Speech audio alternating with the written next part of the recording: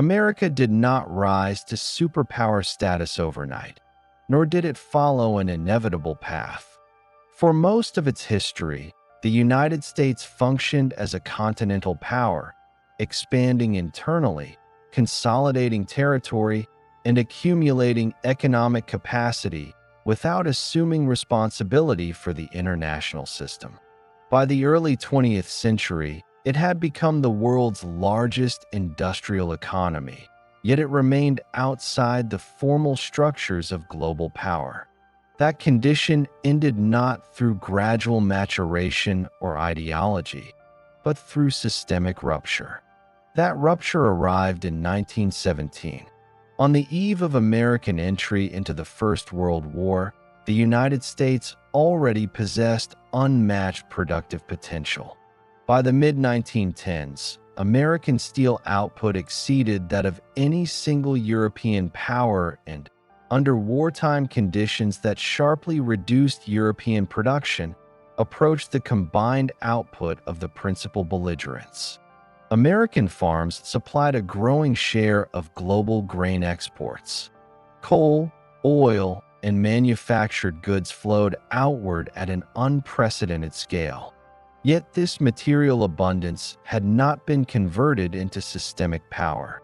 The United States maintained a small standing army, limited overseas infrastructure, and no permanent role in managing international stability. Its power remained latent.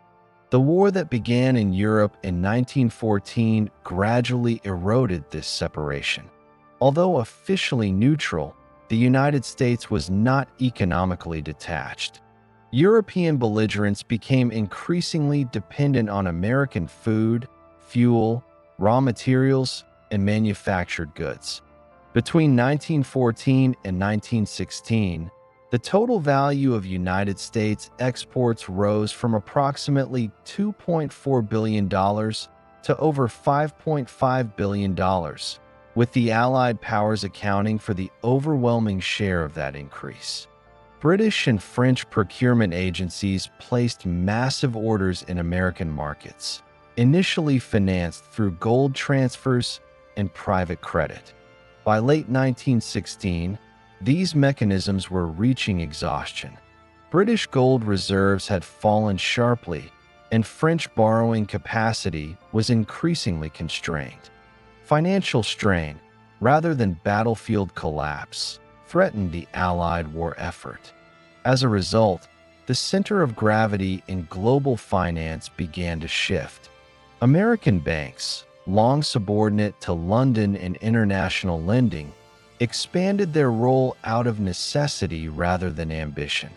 New York emerged as the principal source of Allied credit, even as London retained important institutional functions in exchange management, insurance, and clearing. The distinction mattered. While Britain continued to operate critical financial infrastructure, European governments now depended on American liquidity to sustain procurement and stabilize currencies. The balance of dependence had changed. This entanglement exposed the limits of neutrality. German adoption of unrestricted submarine warfare directly threatened American merchant shipping, insurance markets, and export flows. Tonnage losses mounted, insurance premiums surged, and commercial risk concentrated in American ports and financial institutions. At the same time, the prospect of Allied financial collapse posed systemic dangers to the American economy itself. A default by Britain or France would have reverberated through United States banks, manufacturers, and agricultural producers. By early 1917, the war had become an external force acting upon the American system regardless of political preference. The decision to enter the war in April 1917 reflected the convergence of economic exposure, financial leverage, and strategic calculation. Once that decision was made, the United States undertook a rapid expansion of state capacity unprecedented in its history. The federal government assumed coordinating authority over sectors that had previously operated with minimal central direction. The War Industries Board prioritized production, allocated raw materials, and standardized manufacturing across critical industries. The Food Administration regulated agricultural output and distribution. The Fuel Administration coordinated coal and oil usage to prevent industrial bottlenecks. These institutions did not operate with full efficiency at inception. Coordination improved significantly during 1918 as administrative learning accelerated. What mattered was the acquisition of centralized mechanisms capable of directing national resources toward external projection. Financial mobilization proceeded alongside industrial coordination. Federal expenditures expanded more than tenfold between 1916 and 1919. This expansion was financed through a combination of increased taxation and large-scale bond issuance, most prominently the Liberty Loan campaigns. Inflation rose during the war, reaching roughly 15 to 20% cumulatively, but remained significantly lower than in most European belligerents. Public debt was absorbed by domestic and international markets with sustained confidence. For the first time, the American state demonstrated its capacity to finance total war on a global scale. Simultaneously, the United States completed its transition from debtor to creditor.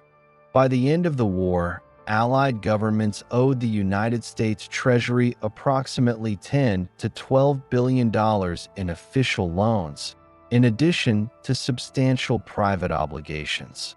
These sums represented a structural reversal of global capital flows. European powers that had once financed world trade now depended on American credit for post-war stabilization, reconstruction, and currency support. Access to the United States capital markets became a prerequisite for recovery. Military mobilization reinforced this transformation.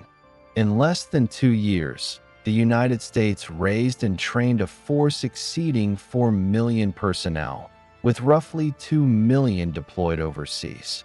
Early deployments faced equipment shortages and relied on Allied material, but American industrial output rapidly narrowed these gaps. By 1918, American factories were producing artillery, vehicles, aircraft, and munitions on an expanding scale.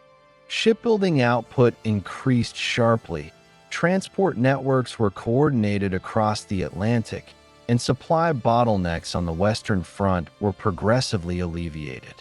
The strategic effect was not immediate battlefield dominance, but assured endurance.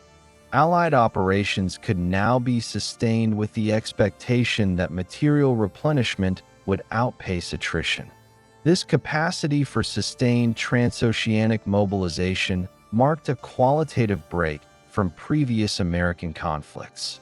Earlier wars had been regional or limited in scope. The First World War required the integration of industry, finance, logistics, and command across continents. The United States demonstrated that it could perform this integration under pressure. That demonstration altered global assessments of American capability irrespective of American intent.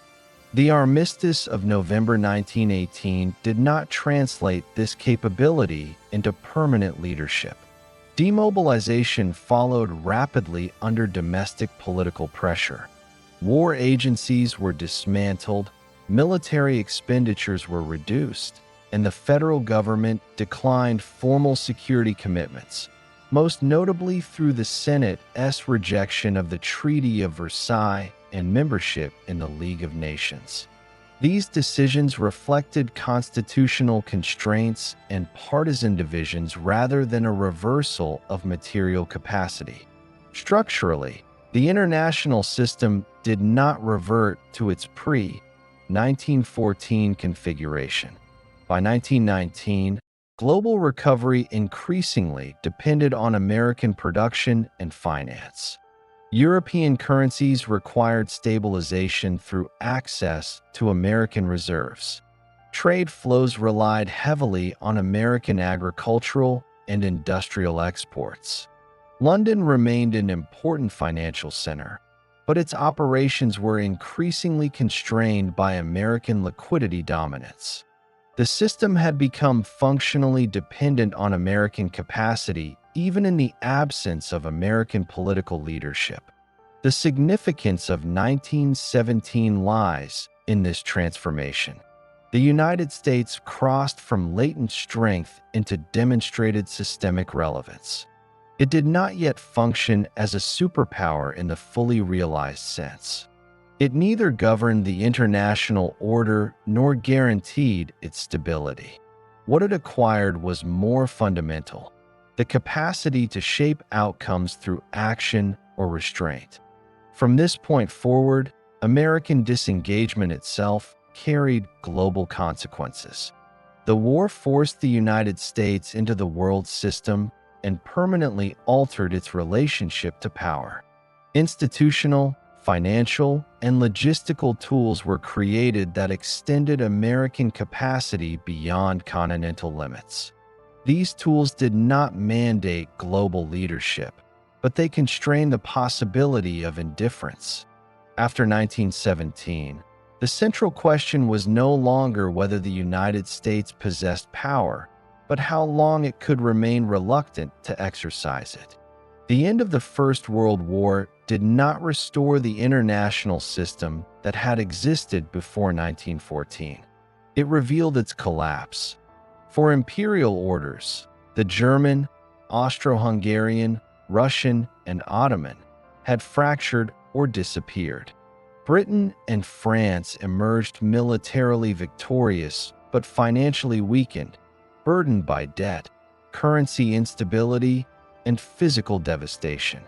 The pre-war system, anchored in European capital exports and imperial financial coordination, could not be reconstructed on its former foundations. By late 1918, only one major economy emerged from the conflict with its industrial base intact, its financial system solvent, and its productive capacity expanded: the United States. This position was not symbolic.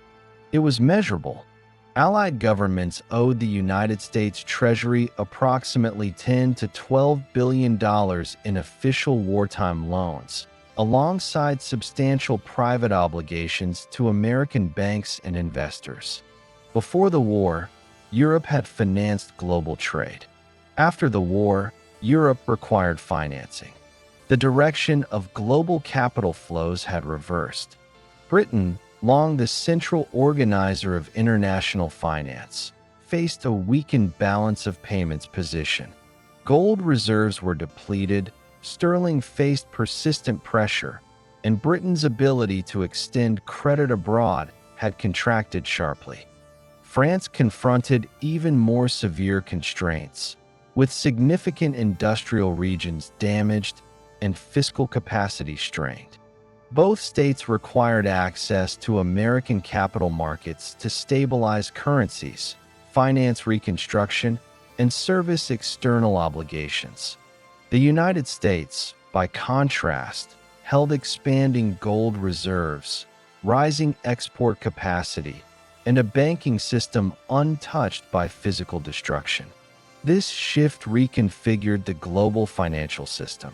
New York emerged as the principal source of international liquidity. London retained critical institutional roles in exchange management, insurance, and commercial clearing, but the ability to supply capital now rested overwhelmingly with American banks. This distinction mattered. Institutional continuity persisted in Europe, but financial dependence moved decisively across the Atlantic. Access to American credit became a prerequisite for stabilization throughout the international economy. The establishment of the Federal Reserve only a few years earlier amplified this transformation. Although it did not function as an international lender of last resort, Its policies shaped domestic credit conditions that, in turn, influenced global capital availability.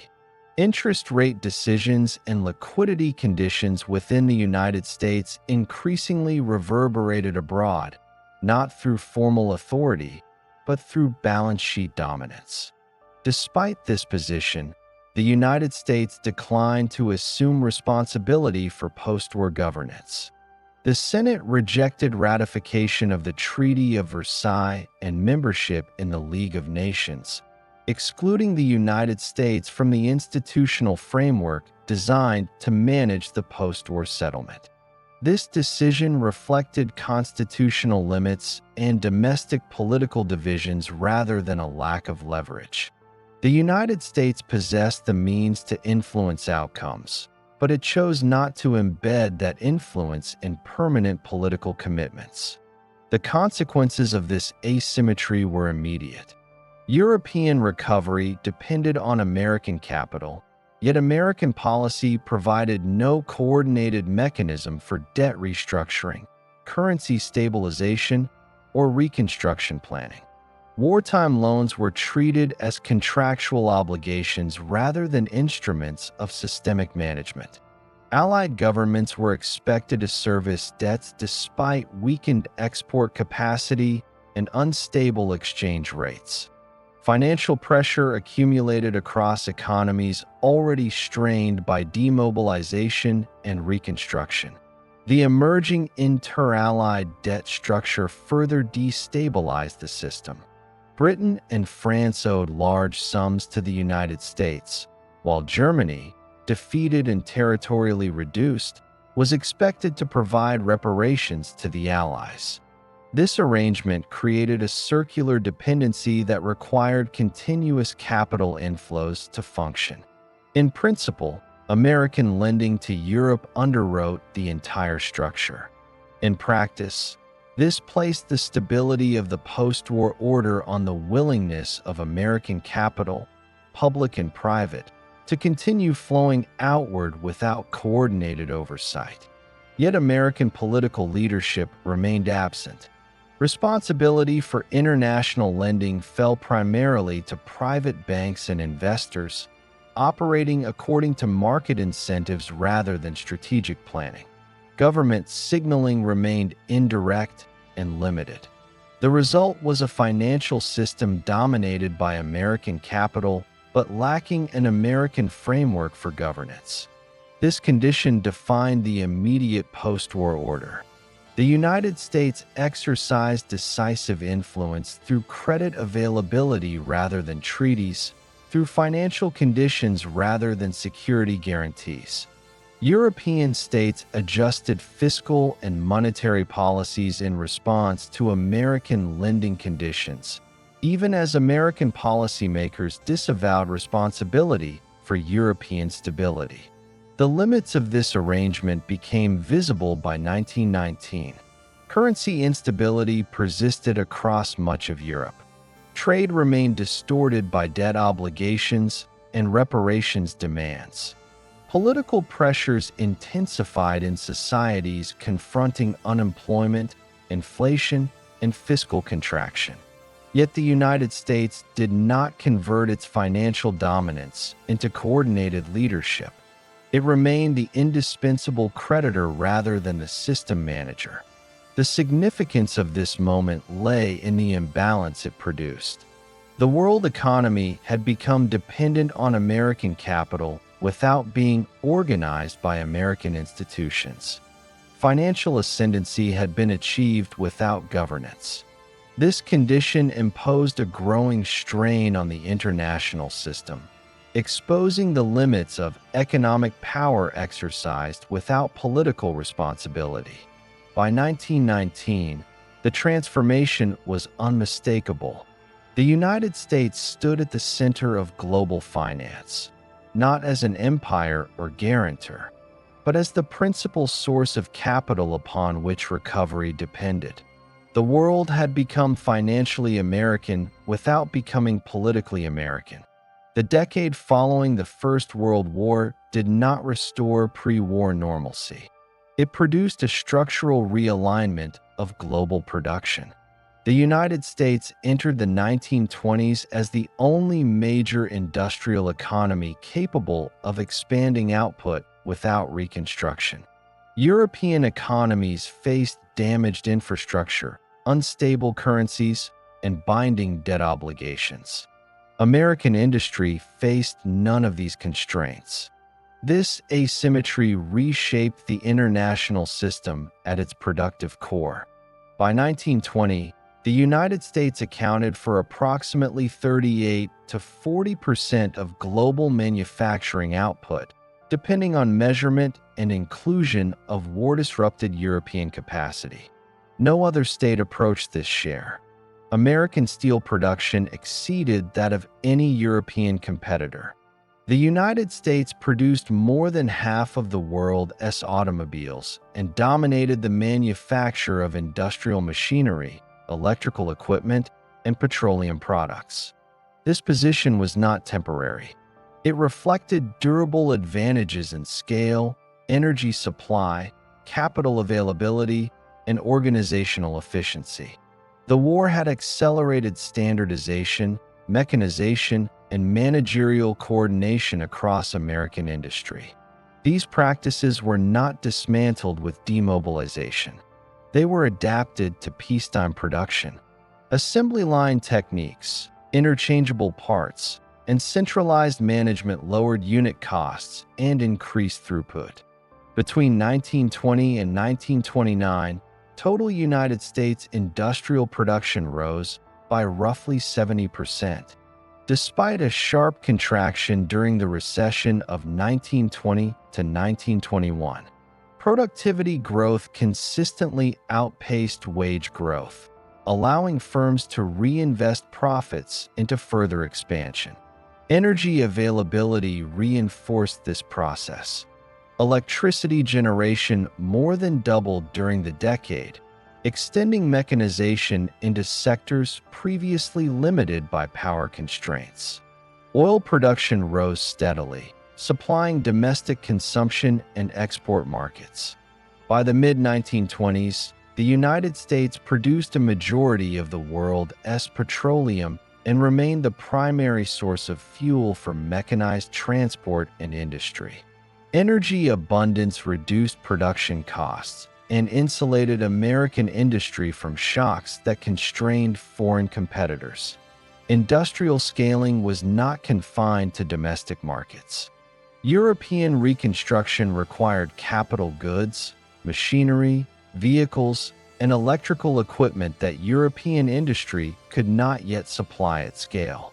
American manufacturers are increasingly orienting production toward foreign demand. Exports fluctuated with business cycles, but their composition shifted decisively. Manufactured goods and capital equipment replaced agricultural products as the dominant export categories. This shift embedded American industry within the reconstruction and modernization efforts of other economies. The scale and efficiency of American output altered global price structures. Mass production allowed American firms to sell goods at prices competitors struggled to match. European producers, operating with higher costs and currency instability, relied on tariffs, quotas, and imperial preferences to protect domestic markets.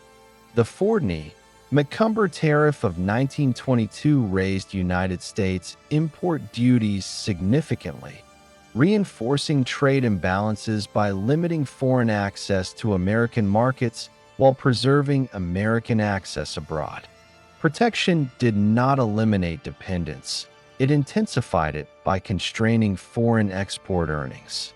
Capital exports deepened this imbalance. During the 1920s, the United States became the world's principal source of long-term capital.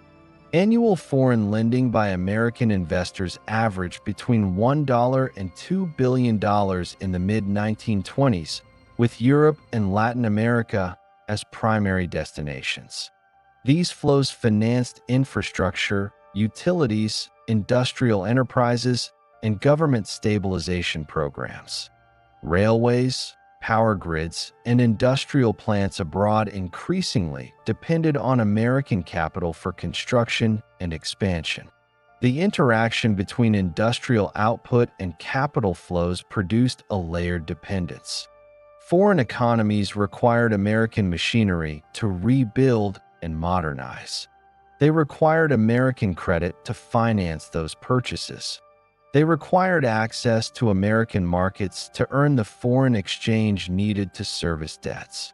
This triangular dependence constrained policy choices abroad without the need for formal political control. Technological diffusion reinforced this structure. American firms set production standards that competitors were compelled to adopt. Machine tooling specifications, assembly line organization, and managerial practices spread outward through licensing, investment, and trade. In many sectors, competitiveness depended on access to American technology and capital goods.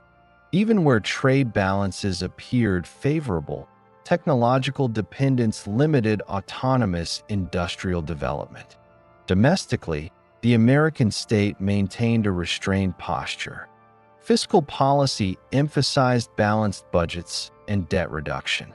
Monetary policy focused primarily on domestic stability rather than international coordination. Regulatory intervention remained limited, though existing frameworks, antitrust law, railroad oversight, and banking supervision continued to shape markets. This restraint did not diminish American influence. It magnified the role of private actors whose aggregated decisions structured global outcomes. The absence of coordinated governance increased systemic sensitivity. Foreign economies adopted divergent strategies to stabilize currencies and sustain growth. Some pursued deflation to defend exchange rates. Others relied on continued borrowing. These strategies interacted unevenly with American credit conditions. When the United States capital flows expanded, global conditions eased. When they contracted, pressures intensified. The international economy became acutely responsive to fluctuations originating within the United States. Structural imbalances accumulated beneath apparent prosperity. Agricultural production in the United States exceeded demand, depressing prices and incomes. Industrial expansion relied heavily on credit, both domestically and internationally. Overcapacity emerged in key sectors. These conditions did not immediately disrupt growth, but they reduced the system's tolerance for contraction.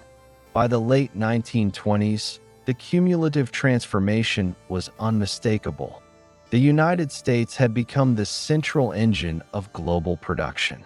Its factories supplied not only consumer goods, but the capital equipment upon which foreign growth depended.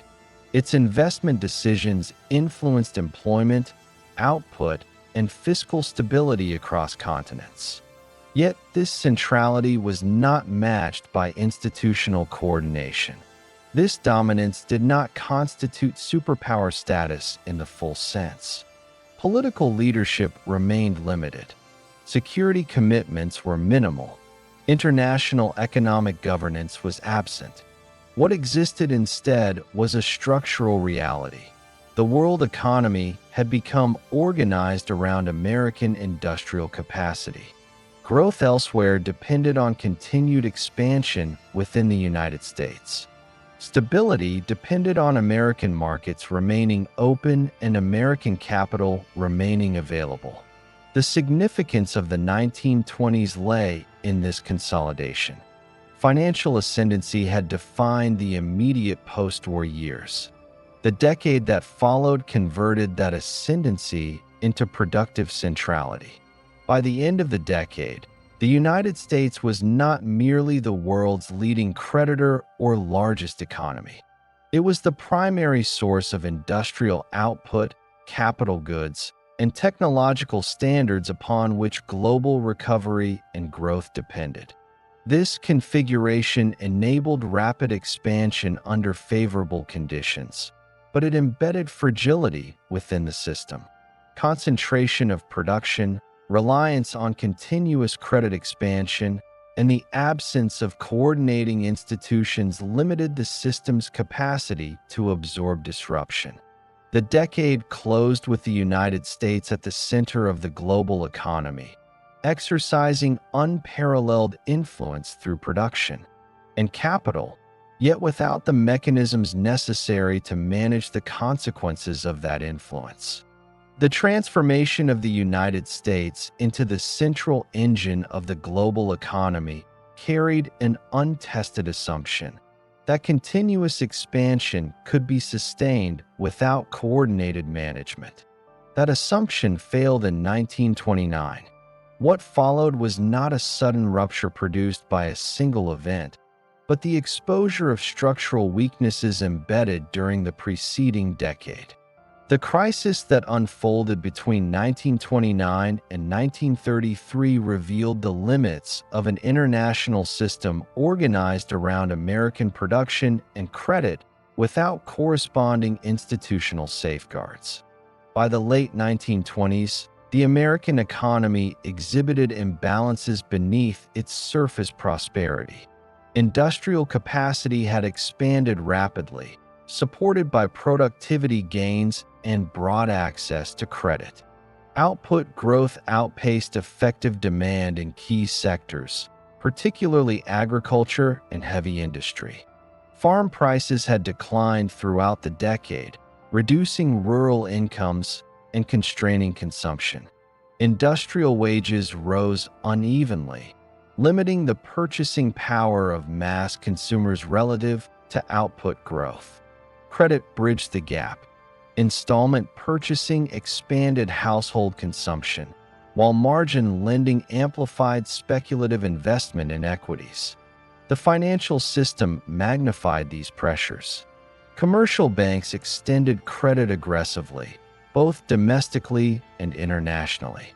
Brokers' loans supporting equity speculation exceeded $8 billion by 1929, a scale that rendered financial markets highly sensitive to shifts in confidence and short-term interest rates. Foreign borrowers depended on continued access to American capital markets to refinance obligations and stabilize currencies. The system functioned as long as confidence persisted and credit remained abundant. It lacked mechanisms to arrest contraction once conditions shifted. The stock market collapse in October 1929 did not, by itself, create the Great Depression. It served as a catalyst that exposed underlying fragility. As equity prices fell, household wealth contracted, and expectations deteriorated. Banks faced rising withdrawals and balance sheet losses. Lending tightened. Businesses responded by cutting investment and output. Unemployment began to rise. These domestic dynamics interacted with international dependence in ways that amplified their effects. Monetary transmission played a decisive role. In the late 1920s, the central bank had tightened policy to restrain speculation and defend gold reserves. After the crash, adherence to gold standard constraints and institutional caution limited its willingness to expand liquidity aggressively. The central bank did not act as a comprehensive lender of last resort. Liquidity shortages persisted, and bank failures multiplied.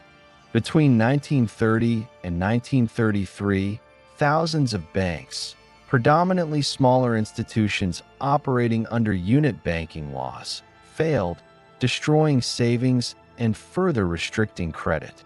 The contraction became cumulative. As American credit contracted, the consequences propagated outward. Capital flows to Europe and Latin America declined sharply. Countries reliant on short-term American lending faced immediate pressure on currencies and fiscal balances. Refinancing options disappeared. Export earnings fell as demand contracted. debt servicing became increasingly difficult. The triangular structure linking American lending, European recovery, and global trade unraveled under stress. Policy responses reflected institutional limitations rather than a coordinated strategy. Fiscal policy emphasized balanced budgets and debt reduction, reinforcing contraction. Monetary policy remained constrained by gold convertibility and concerns over capital flight. These choices were consistent with prevailing orthodoxy, but they proved ill-suited to managing a synchronized downturn in a highly integrated system. International responses compounded the contraction. Governments adopted defensive measures to protect domestic economies. Tariffs increased, quotas were imposed, and capital controls were considered or enacted.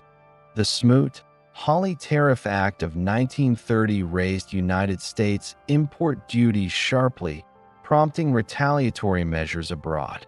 Tariffs did not initiate the collapse in global trade, but they intensified and prolonged it by compressing demand and disrupting established trade relationships.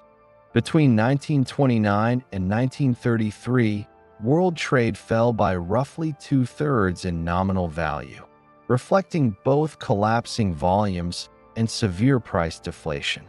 Currency instability further deepened the crisis. As deflation intensified, countries suspended or abandoned gold convertibility to preserve domestic liquidity. Exchange rates diverged. Competitive devaluations followed. Monetary fragmentation discouraged trade and investment, reinforcing contraction. In the absence of a coordinating authority capable of stabilizing currencies or managing adjustment, the burden of deflation fell unevenly across economies. Within the United States, the depth of the downturn became unmistakable by 1931. Industrial production declined by nearly half from its 1929 peak. Unemployment rose to approximately one-quarter of the labor force. Agricultural incomes collapsed as prices fell faster than costs. Urban and rural distress intensified.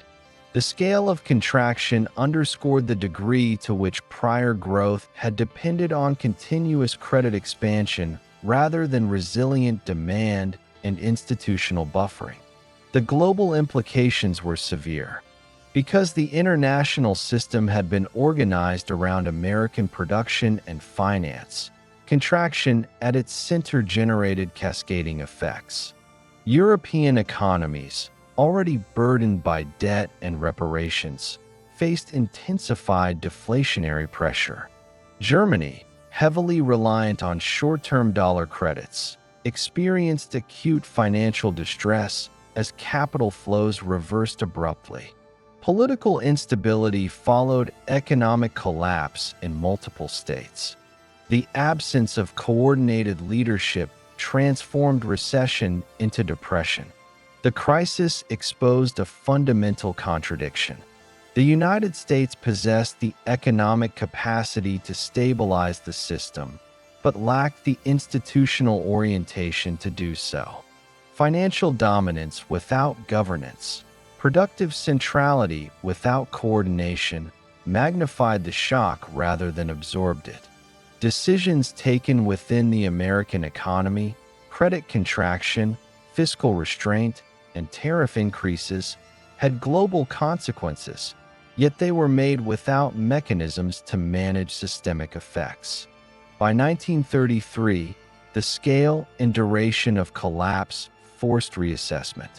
The depth of the depression demonstrated that existing institutions were inadequate to manage an interconnected global economy.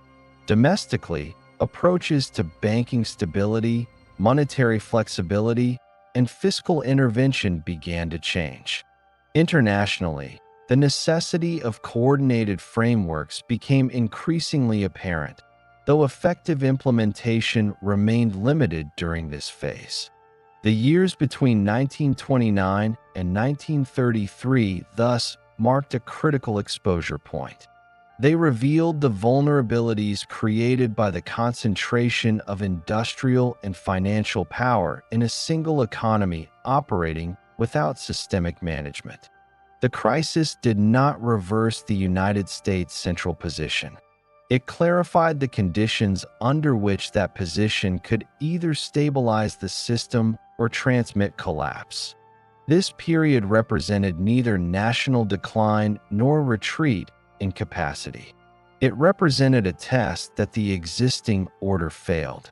The United States remained the central actor in the global economy, but the crisis demonstrated that passivity was no longer neutral. The structural conditions that had elevated American power now demanded institutional adaptation. Between 1929 and 1933, the cost of an international system dependent on American capacity without American governance became unmistakable. The exposure of these limits defined the constraints and imperatives of the next phase of transformation, as states sought mechanisms capable of managing both expansion and contraction in a world irreversibly shaped by American power. By 1933, the international system had entered a prolonged state of fragmentation. The contraction that followed the financial collapse had destroyed the remaining coherence of pre-war economic arrangements. Trade volumes remained depressed, capital movements were restricted, and currencies were divided into competing blocs. The United States occupied the center of this system in material terms, yet it remained institutionally unprepared and politically unwilling to manage it. The period from 1933 to 1939 did not represent a transition to global leadership. It marked a phase of internal adaptation under external constraint, during which American state capacity hardened without outward projection. The immediate priority was domestic stabilization. The collapse of banking, credit, and employment had exposed structural weaknesses within the American economy that had accumulated during the previous decade. Banking failures had destroyed savings and paralyzed lending. Deflation had increased the real burden of debt. Industrial output remained far below pre-crisis levels, and unemployment persisted at historically unprecedented rates. Addressing these conditions required institutional reconstruction rather than temporary relief. The federal government responded by restructuring the domestic financial system. Banking reform sought to restore confidence and reduce systemic risk. Deposit insurance separated household savings from bank solvency. Commercial and investment banking activities were formally divided to limit speculative exposure. Federal supervision expanded, standardizing practices across a previously fragmented system. These measures did not restore prosperity immediately, but they altered the structure of risk. The banking system emerged more centralized, more regulated, and more resilient to panic than it had been in the 1920s. Monetary arrangements also changed. The suspension of gold convertibility expanded policy flexibility and reduced deflationary pressure. Currency management shifted toward domestic stabilization rather than external parity maintenance. These changes did not constitute international monetary leadership. They reflected a recalibration of priorities inward, allowing domestic recovery efforts to proceed without constant constraint from external balance considerations. International coordination remained minimal and currency fragmentation persisted. Fiscal policy expanded beyond pre-crisis norms, but within limits. Public works programs increased employment and supported demand. Social insurance mechanisms were introduced to stabilize incomes and reduce vulnerability to cyclical downturns. These initiatives expanded the administrative reach of the federal state, and normalized ongoing fiscal involvement in economic management. Yet their scale remained modest relative to the depth of contraction. Private investment remained hesitant, and unemployment declined unevenly. Recovery was partial and fragile. The persistence of weakness became evident in the late 1930s. Efforts to restore fiscal balance and tighten monetary conditions in 1937 coincided with a renewed downturn. Industrial output fell, and unemployment rose again. The episode underscored the incomplete nature of recovery and the sensitivity of the economy to policy shifts. It also reinforced institutional learning. Policymakers increasingly recognized the risks of premature contraction in a system still operating below capacity. Despite these adjustments, the American economy did not return to full employment or pre-crisis growth rates before 1939. Agricultural overproduction continued to depress prices. Industrial capacity remained underutilized. Regional disparities persisted. The significance of the period lay not in recovery outcomes, but in institutional transformation. The state acquired new tools for financial regulation, fiscal intervention, and economic oversight. These tools expanded capacity without yet altering international posture. Internationally, the United States remained constrained. Trade policy continued to prioritize domestic protection. High tariffs limited foreign access to American markets, constraining export earnings abroad and reinforcing global imbalances. Bilateral trade agreements reduced some barriers, but they did not restore multilateral openness. Capital controls and exchange restrictions elsewhere limited cross-border flows. The world economy remained segmented into currency and trade blocs, with no effective mechanism for coordination. The United States did not attempt to assume responsibility for managing this fragmentation. It did not act as a lender of last resort internationally. It did not sponsor a comprehensive stabilization framework. Its financial influence persisted through market size and capital availability, but policy orientation remained inward. This restraint reflected political realities as well as strategic calculation. Domestic recovery and institutional consolidation took precedence over external engagement. Security policy followed a similar pattern. Military expenditure remained limited throughout most of the period. Public opinion and legislative constraints reinforced a posture of non-entanglement. Neutrality legislation restricted arms sales, lending, and transport to belligerents.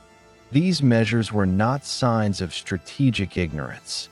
They represented an effort to avoid the financial and political entanglements that had accompanied earlier involvement in global conflict. The effect was to constrain the translation of economic capacity into military or diplomatic leverage. Nevertheless, institutional adaptation continued beneath the surface. Industrial capacity remained intact and technologically advanced. Managerial techniques refined during the 1920s and preserved through the Depression maintained high potential output. Infrastructure investment improved transport and power distribution. The financial system, though cautious, was more stable and centralized than before. The federal government possessed expanded administrative reach and regulatory authority. These developments did not produce global leadership, but they accumulated latent capacity. The international environment during the late 1930s grew increasingly unstable. Trade blocs hardened. Competitive devaluations persisted. Political tensions intensified across multiple regions. Yet the United States maintained a posture of selective engagement. Economic measures addressed domestic needs. Diplomatic actions avoided binding commitments. Strategic posture emphasized autonomy rather than coordination. The system remained dependent on American capacity without being organized by American institutions. By 1939, the transformation achieved during this period was structural rather than visible. The United States had not resumed rapid growth, nor had it assumed responsibility for global stability. What it had done was more consequential over the long term. It had reconfigured the relationship between state and economy. Financial regulation reduced systemic fragility. Fiscal mechanisms normalized counter-cyclical intervention. Administrative capacity expanded across banking, labor, agriculture, and infrastructure. These changes hardened the institutional core of the American state. The significance of the period lay in this maturation under restraint. The failures of the early 1930s had exposed the costs of passivity in a system centered on American power. The response did not produce immediate international leadership. It produced a state capable of sustained mobilization should conditions require it. Power accumulated without outward expression. This phase, therefore, did not mark a departure from the pattern established after the First World War. Financial dominance remained disconnected from governance. Productive capacity remained unmatched. Institutional adaptation proceeded inward. The international system continued to operate without effective coordination, even as it depended increasingly on American capacity. The contradiction remained unresolved. Between 1933 and 1939, the United States neither withdrew from the world nor assumed control over it. It adapted internally while remaining externally constrained. The expansion of state capacity during these years did not signal superpower behavior. It prepared the conditions under which power could later be exercised decisively if circumstances compelled it. The period closed with the American state more capable than at any point in its history, yet still reluctant to project that capability beyond its borders. Institutional foundations had been laid. Constraints remained in place. The international system remained unstable and fragmented. The stage was set, not for leadership by choice, but for leadership under pressure, should the system again force the issue. The outbreak of war in Europe in September 1939 did not immediately alter the formal position of the United States. It altered the environment in which restraint could be sustained.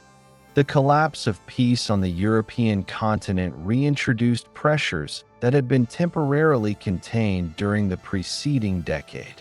The American state entered this period with expanded institutional capacity, a stabilized financial system, and unmatched industrial potential, yet with political constraints that limited direct involvement.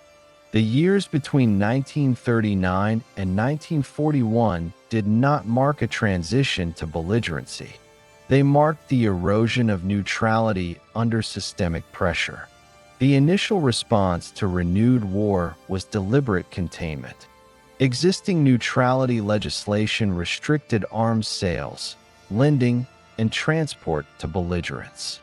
These measures reflected institutional lessons drawn from earlier entanglement, not indifference to external outcomes. Economic ties to Europe persisted, but their form was constrained. Cash and carry provisions permitted limited trade while shifting transport and risk onto purchasers. This arrangement preserved American control over exposure while allowing industrial output to flow outward. As the conflict expanded, the limits of this posture became apparent. European industrial capacity contracted under blockade, occupation, and bombardment. Maritime transport became a contested domain. Financial reserves were rapidly depleted. The capacity of European powers to sustain prolonged conflict depended increasingly on access to external production and finance. The United States was the only economy capable of supplying both at scale. Industrial adjustment began before formal commitment.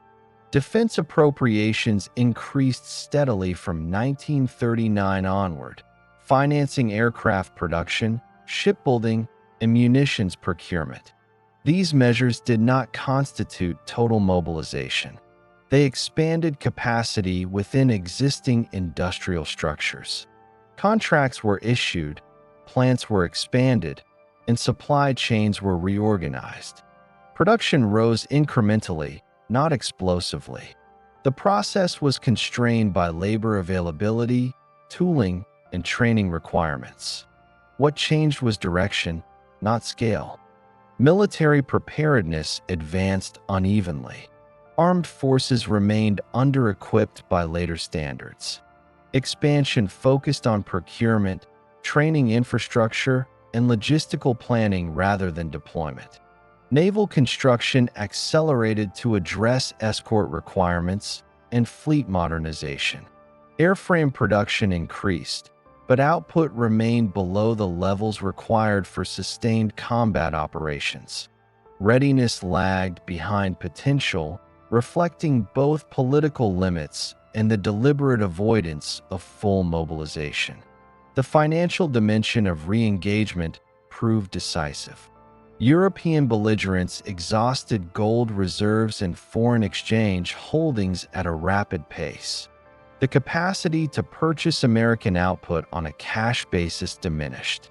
Continued reliance on transactional neutrality would have halted supply flows precisely as demand intensified. The alternative, direct entry into war, remained politically constrained. The solution that emerged substituted financial architecture for formal intervention. This substitution took institutional form through large-scale material support mechanisms that transferred goods without immediate payment. Industrial output was allocated outward under arrangements that preserved American control over production, logistics, and prioritization. Risk was externalized while capacity was activated. This framework transformed American industry into the principal supplier of a transatlantic war economy without committing American forces to combat. The implications were systemic. Industrial production expanded in response to foreign orders that now exceeded domestic civilian demand. Shipyards lengthened production runs. Aircraft plants standardized designs and accelerated output. Steel, aluminum, and energy production increased under government coordination. These changes did not yet approach wartime saturation, but they crossed a threshold.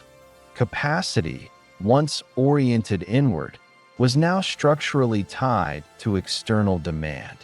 Logistics emerged as the binding constraint. Shipping tonnage, escort coverage, port capacity, and basing access determined the volume of material that could be delivered. The Atlantic became an operational space defined by supply rather than combat. Naval patrols expanded to protect sea lanes without formal engagement.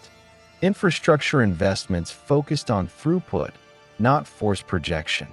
The economy adapted to sustain flow under contested conditions. These developments proceeded amid persistent domestic friction. Legislative approval required negotiation. Public opinion remained divided. Industrial expansion competed with civilian consumption for resources. Policy advanced incrementally, constrained by law and sentiment. The absence of consensus slowed decision-making but did not halt the process. Structural dependence abroad exerted continuous pressure for expansion. By 1940, the imbalance between American capacity and European endurance had sharpened. Industrial output within the United States rose while that of combatant states declined. The survival of Allied resistance depended increasingly on uninterrupted access to American production. Neutrality, in its original form, ceased to function as a stabilizing framework.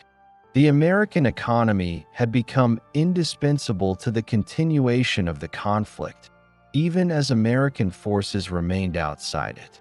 Strategic planning adapted accordingly. Industrial coordination improved. Procurement schedules extended. Training pipelines expanded. Basing agreements increased logistical reach. These measures were not acts of war. They were preparations under constraint, designed to preserve options as external conditions deteriorated. The American state accumulated leverage without exercising it directly. By early 1941, the character of engagement had changed irreversibly. The United States remained formally non-belligerent, but its industrial, financial, and logistical systems were integrated into the functioning of a global conflict. Output commitments could not be withdrawn without precipitating collapse abroad. Production decisions made in American factories determined the tempo and feasibility of operations elsewhere. Neutrality persisted in law, but it had been hollowed out in practice. The significance of this period lay in the conversion of latent capacity into active dependence. Industrial scaling, financial substitution, and logistical integration advanced without formal entry into war.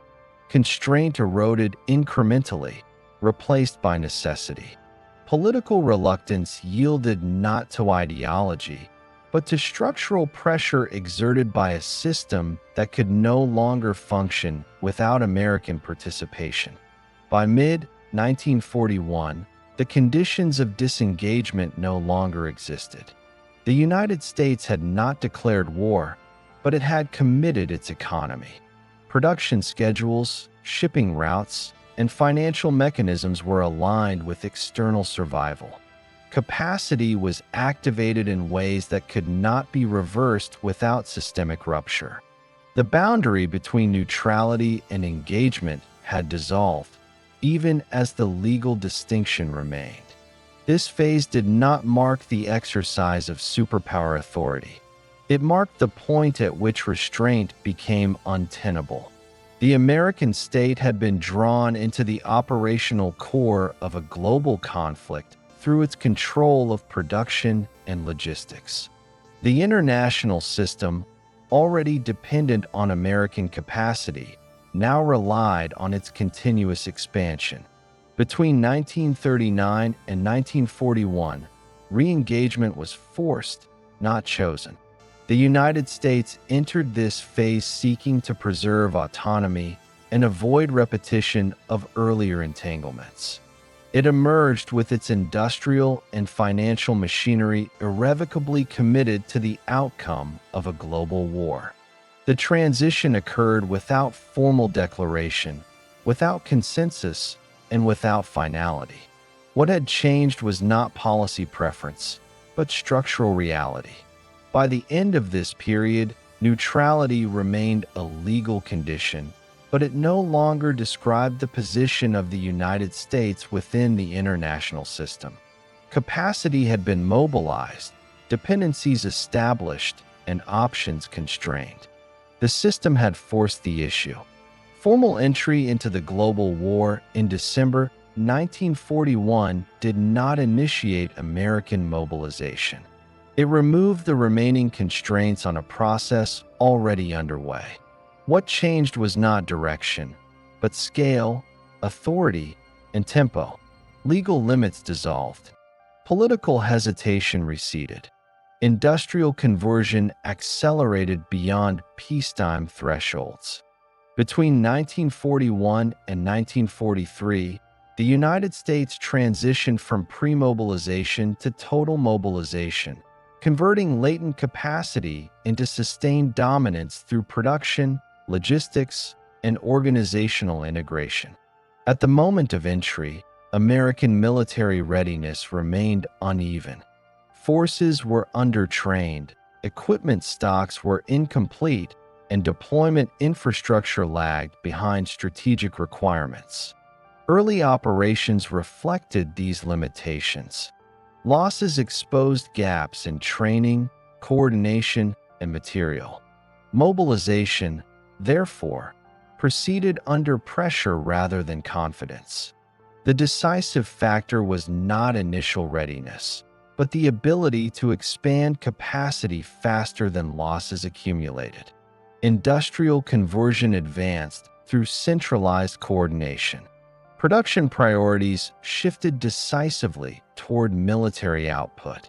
Automobile plants were retooled for aircraft engines, tanks, and vehicles. Shipyards expanded operations around the clock. Steel, aluminum, rubber, and energy allocation were directed through administrative controls that balanced competing demands. These measures did not eliminate bottlenecks. Skilled labor shortages constrained throughput. Tooling delays slowed initial output. Shipping capacity is limited delivery rates. The system absorbed friction while continuing to scale. The quantitative expansion was unprecedented. By 1942, aircraft production had multiplied several-fold compared to pre-war levels. Shipbuilding accelerated, with standardized designs reducing construction time. Armored vehicle output increased rapidly as production lines stabilized. Munitions production expanded across a dispersed industrial base, reducing vulnerability to disruption. These outputs did not immediately translate into battlefield advantage. Training pipelines, basing infrastructure, and logistics had to absorb the flow. Logistics determined effectiveness. Delivering material across oceans required escort coverage, port expansion, and coordination between civilian industry and military command. Shipping losses imposed constraints that forced continuous adjustment. Convoys, escorts, and routing priorities were refined through experience. Infrastructure investments focused on throughput rather than display. The operational measure of success became tonnage delivered, not units produced. Economic management proved as critical as output. Total mobilization threatened inflation, labor instability, and resource misallocation. Price controls, wage stabilization, and rationing were imposed to contain demand and preserve purchasing power. Civilian consumption was deliberately constrained.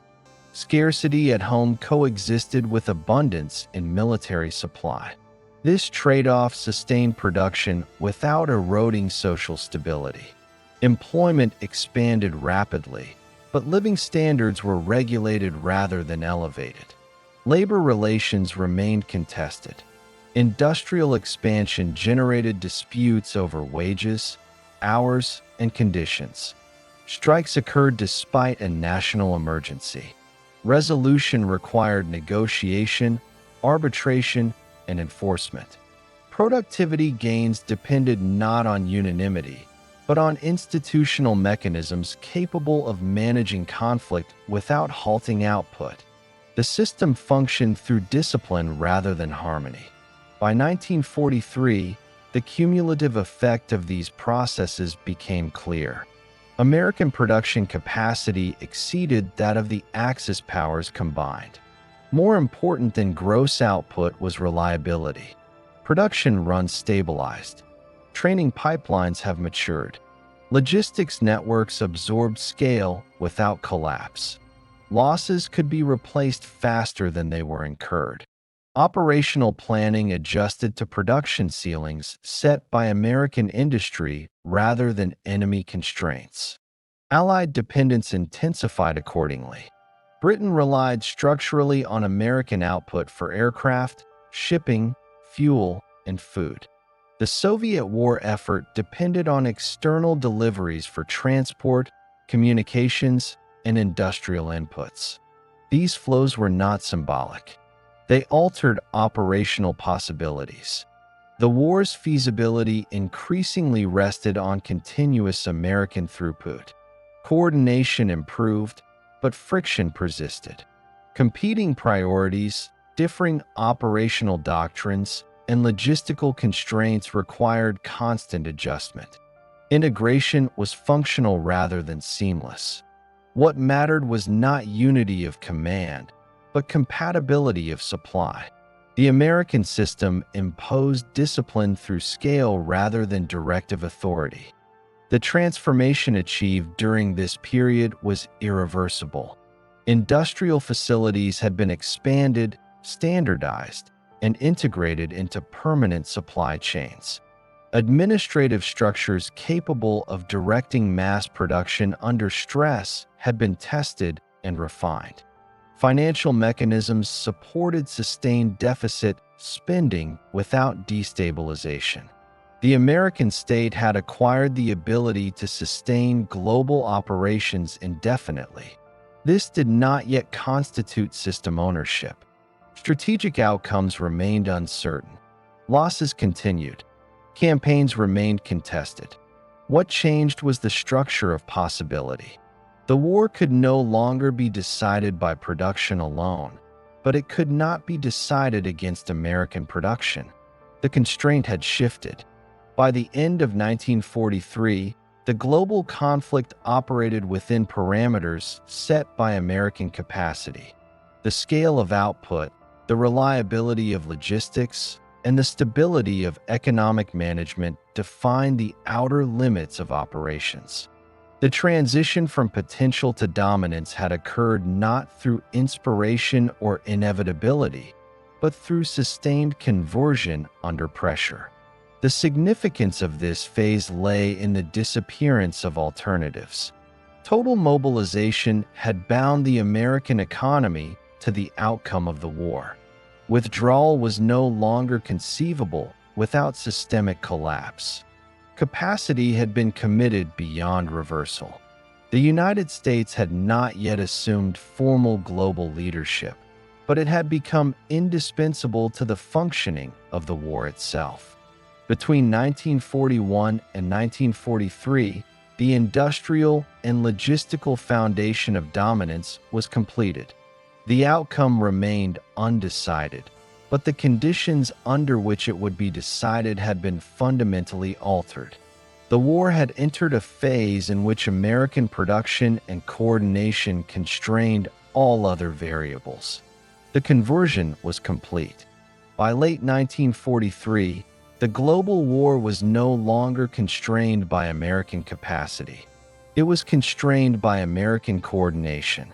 Industrial output had stabilized at levels that exceeded all rivals combined. Logistics pipelines had matured. Training systems absorbed scale without collapse. From this point forward, the decisive variable was no longer whether production could be sustained, but how that production would be organized beyond the battlefield. The transition from dominance to system ownership began before victory was assured. The asymmetry created by sustained mobilization was stark. The United States produced a disproportionate share of the world's industrial goods, refined fuels, transport equipment, and munitions. It operated the largest merchant fleet, controlled the bulk of transoceanic shipping capacity, and held the majority of global gold reserves. Europe and large parts of Asia, by contrast, faced physical devastation, depleted capital stock, shattered transport networks, and exhausted financial systems. This imbalance was not temporary. It defined the structure within which post-war decisions would be made. American planners recognized that wartime coordination could not simply be dismantled at the moment of surrender. Production, shipping, finance, and procurement had been integrated across continents. Sudden withdrawal would trigger systemic collapse abroad and contraction at home. The problem was not reconstruction alone. It was continuity.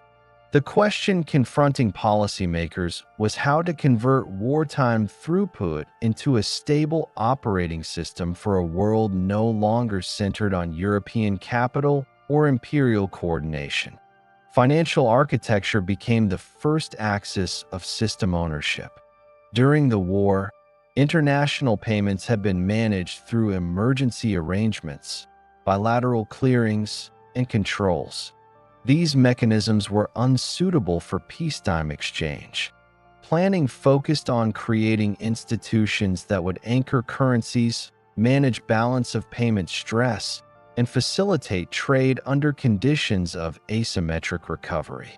The result was a framework designed around American reserves, American liquidity, and American participation as prerequisites. This framework took operational form at the 1944 conference that established the International Monetary Fund and the World Bank. These were not symbolic creations. They embedded rules, voting structures, and access conditions that reflected the distribution of financial power. Stability depended on access to dollar liquidity. Adjustment depended on institutions in which American consent was decisive. The system could not function without American engagement, yet it did not require constant American direction. Ownership was exercised structurally. Trade and production were addressed in parallel. Wartime supply chains had demonstrated that recovery elsewhere depended on continued access to American output. Machinery, vehicles, energy, and food could not be sourced at scale from devastated economies. Planning assumed prolonged American export surpluses and capital flows. Industrial pipelines that had supplied war now underwrote reconstruction. The continuity of logistics was as important as the volume of goods moved. Shipping routes, port capacities, and procurement systems were preserved and repurposed rather than dismantled. Security architecture followed a similar logic. Wartime basing, command integration, and force projection had created a global footprint unprecedented in scope. These arrangements were not viewed as temporary expedients. Access agreements, infrastructure investments, and command coordination established during the war became the foundation of post-war presence. Security planning assumed that stability would require forward deployment and rapid mobility, not demobilization to continental defense. The system was designed to operate continuously, not episodically. Institutional planning extended beyond economics and security. Political coordination mechanisms were conceived to manage collective action without replicating the failures of earlier arrangements. The design emphasized enforceability, permanence, and participation by major powers under rules that reflected actual capacity. The establishment of the United Nations embodied this approach. Its structure acknowledged power asymmetries rather than denying them. Participation was broad, but decisive authority rested with those capable of sustaining order. These arrangements did not assume universal recovery or rapid convergence. On the contrary, they were built to manage disparity. Europe and Asia would require prolonged assistance. Currency stability would be fragile. Trade imbalances would persist. The system was designed to function under these conditions, not to eliminate them immediately. American participation was the stabilizing constant. Withdrawal would render the framework inoperable. Military developments during this period reinforced, but did not define, system ownership. Battlefield success validated throughput and coordination, yet victory itself did not create the post-war order. Logistics, basing, and command integration mattered more than tactics. Atomic weapons altered calculations of force, but they did not explain institutional centrality. The ability to sustain, supply, and coordinate across regions was the decisive factor. By 1945, the war had not yet concluded when the essential features of the post-war system were already in place. Financial institutions were operationally defined. Security arrangements were embedded. Production and logistics pipelines were aligned with reconstruction needs. The world economy, shattered by conflict, could not resume functioning without American finance, American output, and American coordination. Superpower status had been achieved before formal surrender, not through declaration, but through design. This status was structural rather than rhetorical. It did not depend on universal consent or moral authority. It rested on indispensability. The system that emerged required American participation to operate. Alternatives did not exist at scale. European-centered orders had collapsed. Imperial coordination was exhausted. The American-centered system filled the void not by conquest, but by necessity. The significance of the period from late 1943 to 1945 lay in this transition.